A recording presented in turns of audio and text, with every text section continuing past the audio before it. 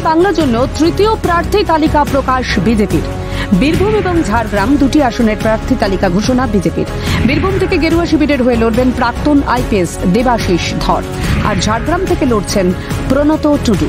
গত বিধানসভা নির্বাচনী খবরের শিরোনামে এসেছিলেন কোচবিহারের এই প্রাক্তন এসপি। 2021-এর বিধানসভা নির্বাচনে শীতলকুচিতে গুলি চালানোর অভিযোগ উঠেছিল কেন্দ্রীয় আধা সামরিক বাহিনীর বিরুদ্ধে। সেই সময় সাসপেন্ড হতে হয়েছিল দেবাশিসকে, আর এবার একেবারে ভোট ময়দানে নেমে পড়লেন দেবাশিস ধর। লড়াই কঠিন হলেও বীরভূমে তৃণমূলের হাই ভোল্টেজ প্রার্থী তথা 3বারের সাংসদ শতাব্দী রায়কে এক ফোঁটা জমি ছাড়তে নারাজ দেবাশিস। আমি সোমবার ওখানে যাব, গিয়ে মা তারার আশীর্বাদ দিয়ে আমার ক্যাম্পেইন শুরু করব। আচ্ছা, আর কতটা লড়াই মানে করতে পারবেন এই শতাব্দীর বিরুদ্ধে?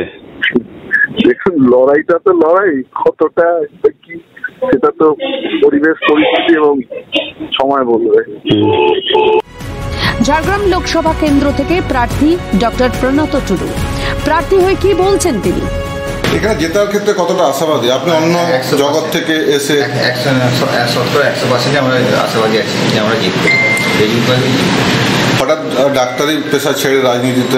ডাক্তারিতে একটা লিমিটেড একটা কাজ করার সুযোগ থাকে, কিন্তু হচ্ছে যে পলিটিক্সে আমাদের এই বিজেপি পার্টির মাধ্যমে আমরা আরও বেশি করে সময় পাবো এবং আরও বেশি করে অনেকটাই আমরা এই সমাজের প্রতি।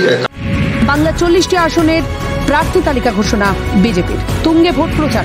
শেষ 2 আসনের প্রার্থী তালিকার দিকে তাকিয়ে বাংলা। ক্যালকাটা নিউজ।